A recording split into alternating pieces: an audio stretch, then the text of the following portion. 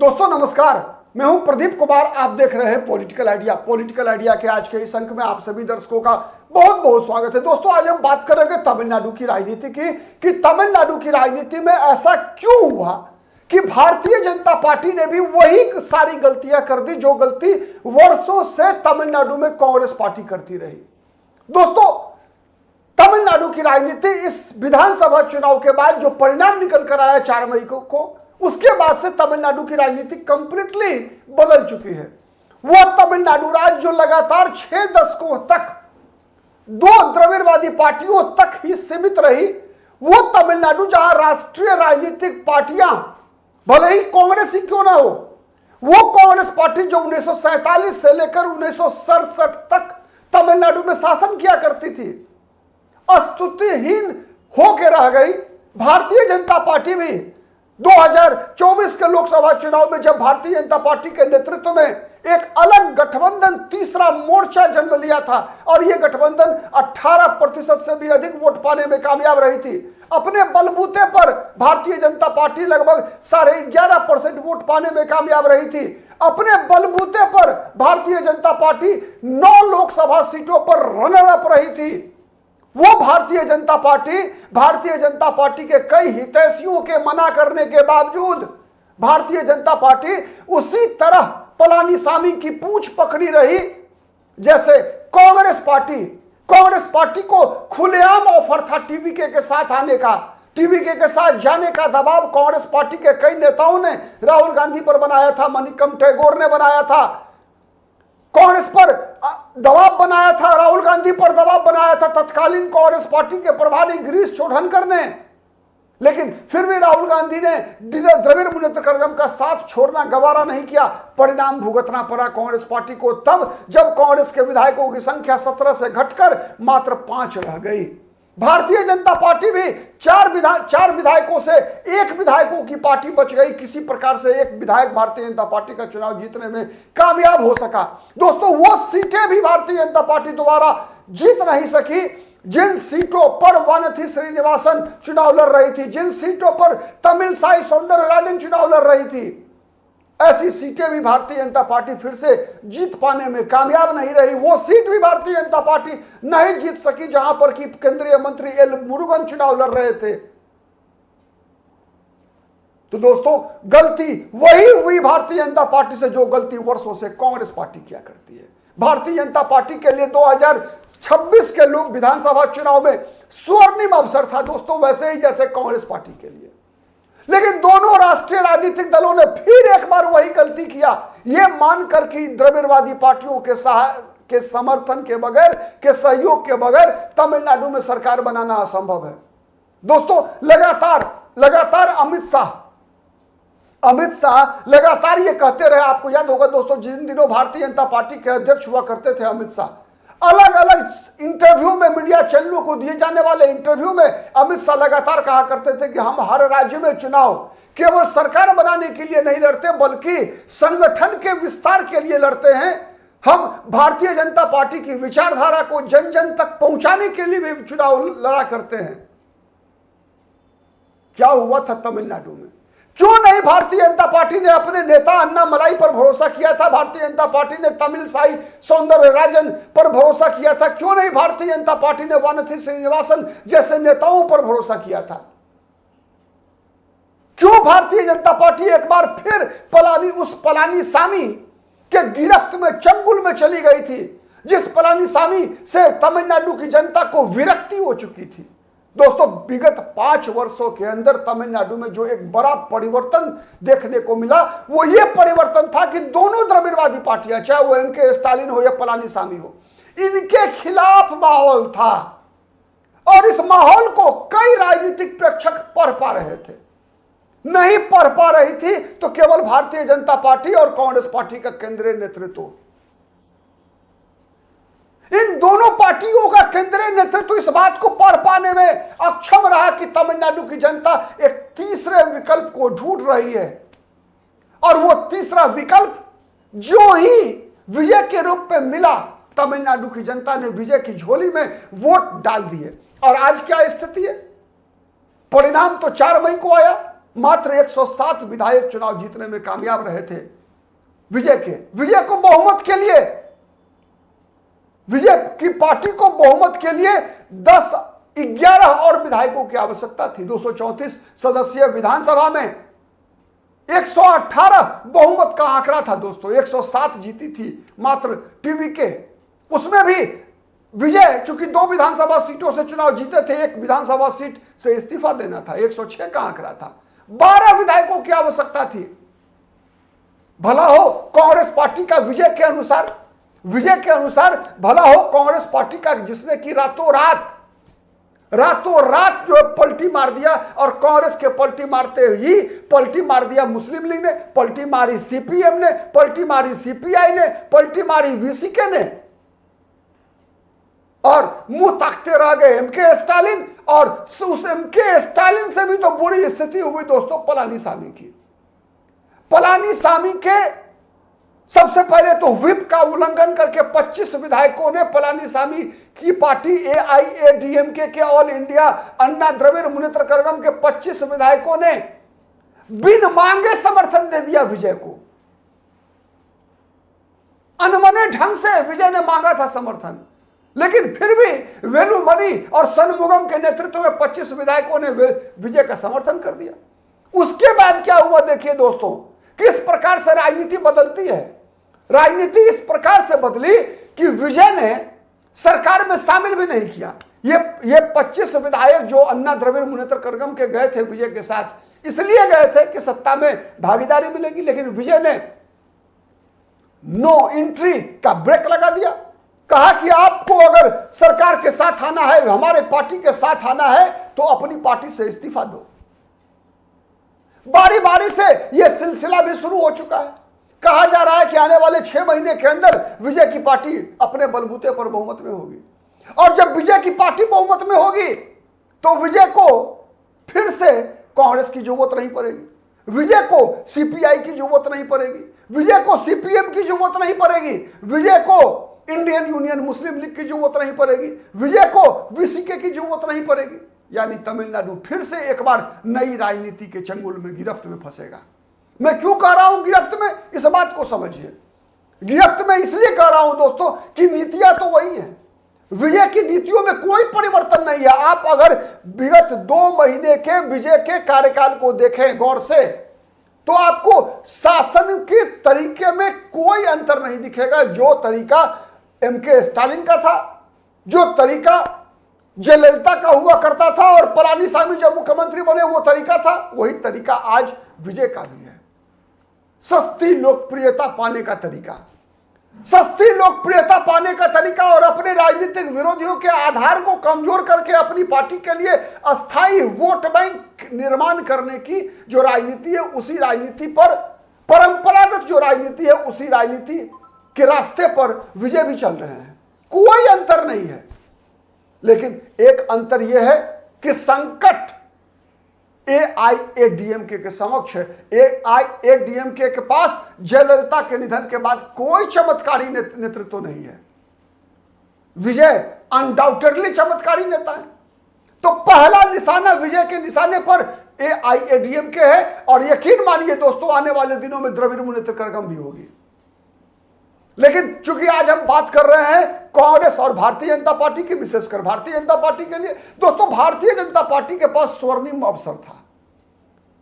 स्वर्णिम अवसर था। जिस तरीके से भारतीय जनता पार्टी ने विगत 5 वर्षों के अंदर, आपको याद होगा 2021 का विधानसभा चुनाव भारतीय जनता पार्टी ने एआईएडीएमके के साथ गठबंधन में लड़ा था, लेकिन 2024 का लोकसभा चुनाव भारतीय जनता पार्टी एआईएडीएमके से अलग हटके लड़ी। यह पहला चुनाव था भारतीय जनता पार्टी के लिए जब भारतीय जनता पार्टी किसी द्रविड़वादी पार्टियों के सहयोग के बिना एक बेहतर प्रदर्शन की अपेक्षा कर रही थी 2024 के लोकसभा चुनाव में, और मिला भी। इससे बेहतर क्या हो सकता है तमिलनाडु में, जब भारतीय जनता पार्टी अपने नेतृत्व में एक गठबंधन का निर्माण करके 18.5% वोट पा रही थी, 9 लोकसभा सीटों पर दूसरे नंबर पर थी, खुद अपने बलबूते 11.5% वोट पा रही थी। इससे बेहतर प्रदर्शन क्या हो सकता है। भारतीय जनता पार्टी ने विगत 5 वर्षों के अंदर जिस प्रकार से अन्नामलाई, एल मुरुगन, वानथी श्रीनिवासन, तमिलसाई सौंदरराजन को लगातार ग्रूम किया भारतीय जनता पार्टी ने, लगातार ग्रूमिंग हुई। किसी को राज्यपाल बनाकर, किसी को प्रदेश अध्यक्ष बनाकर, किसी को उपराज्यपाल बनाकर, किसी को भारतीय जनता पार्टी महिला मोर्चा की राष्ट्रीय अध्यक्ष बनाकर लगातार ग्रूम किया गया। उसका जितना भी लाभ था उस सब लाभ को पलानीसामी से गठबंधन करने के चक्कर में भारतीय जनता पार्टी ने ताक पर रख दिया। और आज क्या स्थिति है? आज स्थिति यह है दोस्तों, कहा जाता है ना कि दीपक जिसमें तेल होता है ना, उसके प्रकाश को आप दबा के नहीं रख सकते। भारतीय जनता पार्टी को एक सबसे बड़ा चेहरा, सबसे बड़ी उपलब्धि तमिलनाडु में मिला था कि भारतीय जनता पार्टी के साथ एक ऐसा चेहरा भारतीय जनता पार्टी के साथ जुड़ा था जिसे भारतीय जनता पार्टी की आवश्यकता थी, और भारतीय जनता पार्टी को भी उस प्रकार के चेहरे की आवश्यकता थी। मैं बात कर रहा हूं अन्नामलाई की। अन्नामलाई भारतीय जनता पार्टी की आवश्यकता और भारतीय जनता पार्टी की आवश्यकता अन्नामलाई, यानी दोनों एक दूसरे के पूरक थे। आज अन्नामलाई ने भारतीय जनता पार्टी से अपना रास्ता अलग कर लिया। क्यों? एकमात्र कारण था, अन्नामलाई का भरोसा टूट गया भारतीय जनता पार्टी पर कि भारतीय जनता पार्टी कोई अपना स्वतंत्र अस्तित्व तमिलनाडु में बनाना चाहती है, और इसका कीमत क्या अदा करना पड़ा कि आज अन्नामलाई भी अपने अलग रास्ते पर है। भारतीय जनता पार्टी में कई ऐसे लोग जो निराश होकर भारतीय जनता पार्टी का साथ अन्नामलाई का साथ छूटने के बाद छोड़ चुके हैं। यूं तो अन्नामलाई ने लगातार कहा कि नरेंद्र मोदी उनके आदर्श हैं, अमित शाह उनके आदर्श हैं। कई लोग ये भी कहते हैं कि भारतीय जनता पार्टी की बी टीम के रूप में अन्नामलाई काम कर रहे हैं। लेकिन कई ऐसे परिवर्तन स्पष्ट परिलक्षित हो रहा है अन्नामलाई में, जिससे यह स्पष्ट लगता है कि अन्नामलाई अब एक स्वतंत्र राजनीतिक पिच पर बैटिंग करना चाहते हैं। वो पिच जो भारतीय जनता पार्टी की विचारधारा के उलट है। क्योंकि कई घटनाएं घटी तमिलनाडु में, उन घटनाओं में प्रतिक्रिया व्यक्त करने के लिए अन्नामलाई को एक मुद्दा मिला, और वो मुद्दा ऐसा था जहां पर कि एक बालिका के साथ उत्तर भारत के एक अपराधी जो है, जो अपराध हुआ उसमें अपराधी कोई उत्तर भारतीय है। तो तमिलनाडु में बढ़ रहे अपराध को जोड़ दिया अन्नामलाई ने भी उत्तर भारतीयों के साथ, वैसे ही जैसे द्रविड़वादी पार्टियां क्या करती थी। जब डीएमके सत्ता में होती थी तो एआईएडीएमके इस प्रकार का आरोप लगाती थी, और एआईएडीएमके जब सत्ता में होती थी तो डीएमके के लोग ऐसे आरोप लगाया करते थे। अपनी असफलता को ढकने के लिए दोनों द्रविड़वादी पार्टियां ऐसे आरोप उत्तर भारतीयों पर लगाया करते थे, जैसे तमिलनाडु की संस्कृति को हिंदी से खतरा बताकर राजनीति किया करते थे। तो वो काम, जो काम विजय कर रहे थे, जो काम डीएमके कर रही थी, जो काम एआईएडीएमके कर रही थी, वही काम अन्नामलाई ने भी शुरुआत कर दी। अन्नामलाई ने भी अब यह कहना शुरू कर दिया कि धर्म को घर तक सीमित रहना चाहिए। वो अन्नामलाई जो बताया करते थे कि भारत, सनातन धर्म जो है भारत की आत्मा है, सनातन को भारत की आत्मा बताने वाले, कार्तिकेय दीपम के विवाद में हिंदुओं के पक्ष में मजबूत लड़ाई लड़ने वाले अन्नामलाई आज अपने आप को एक सेकुलर चेहरा दिखाने का प्रयास कर रही है। भारतीय जनता पार्टी का फेल्यूर है तमिलनाडु में, असफलता है कि भारतीय जनता पार्टी ऐसे चेहरे को अपने आप से जोड़कर रखने में असफल रही। आप कहेंगे कि नहीं अन्नामलाई की गलती है, अन्नामलाई हड़बड़ा गए। सच है, तमिलनाडु दोस्तों एक ऐसा राज्य है, तमिलनाडु एक ऐसा राज्य है जहां पर भारतीय जनता पार्टी के लिए 18.5% वोट पाना एक सपना हो सकता था। उस सपने को साकार करके दिखाने में जो व्यक्ति की सबसे बड़ी भूमिका थी वो चेहरा था बीजेपी के पास, अन्नामलाई। स्वाभाविक है ऐसा चेहरा महत्वाकांक्षी भी होगा, और कई बार कई ऐसे महत्वाकांक्षी लोगों की महत्वाकांक्षा को संतुष्ट करने की ताकत राजनीतिक दलों में होनी चाहिए। अगर राजनीतिक दलों में ऐसे ताकतों की महत्वाकांक्षा को संतुष्ट करने की ताकत नहीं होती है तो वही होता है जैसा कांग्रेस में हुआ। क्या हुआ कांग्रेस में? कांग्रेस चूंकि ममता बनर्जी को अपने साथ जोड़ के नहीं रख सकी, कांग्रेस की यह असफलता रही कि कांग्रेस पार्टी शरद पवार को अपने साथ जोड़कर रखने में असफल रही। देश के अंदर भारत में कई क्षेत्रीय दलों के उदय का कारण कांग्रेस की कमजोरी बनी। दूसरा, कांग्रेस के बाद सबसे मजबूत राष्ट्रीय राजनीतिक दल के रूप में उदय हुआ जनता पार्टी का, लेकिन जनता पार्टी टिक नहीं सकी। क्यों नहीं टिक सकी? इसलिए नहीं टिक सकी कि जनता पार्टी ने क्षत्रपों का ध्यान नहीं रखा। आप याद कीजिए, मोदी और शाह के युग से पहले भारतीय जनता पार्टी में कई क्षत्रपों ने भारतीय जनता पार्टी का साथ छोड़ा, और यही वो कारण था दोस्तों जिससे कि भारतीय जनता पार्टी 2004 का लोकसभा चुनाव हार गई अटल बिहारी वाजपेयी के नेतृत्व में। तब जब भारत में कहा जा रहा था कि इंडिया शाइनिंग, भारत उदय, कारण क्या था? कारण था कल्याण सिंह नाराज थे, कारण था शंकर सिंह वाघेला गुजरात में बीजेपी का साथ छोड़ चुके थे, कारण था कि राजस्थान की राजनीति से भैरव सिंह शेखावत किनारे हो गए थे, कारण था कि गोपीनाथ मुंडे जब महाराष्ट्र में बहुत ज्यादा मेहनत कर रहे थे तब भी गोपीनाथ मुंडे को दबाया जा रहा था। कई ऐसे क्षत्रप थे बीजेपी के पास दोस्तों उन दिनों भी, जिन क्षत्रपों को दबाने का परिणाम भारतीय जनता पार्टी को भुगतना पड़ा। वैसे ही जैसे कांग्रेस पार्टी ने अलग अलग राज्यों में अपने ही नेताओं को अपने साथ या अपने नेताओं के स्वाभिमान को, महत्वाकांक्षा को बरकरार रखने में असफल रही, जिस कारण से उसकी कीमत कांग्रेस को अदा करनी पड़ी। याद कीजिए, आंध्र प्रदेश, अगर टी अंजैया वाली घटना अगर नहीं घटी होती आंध्र प्रदेश में, राजीव गांधी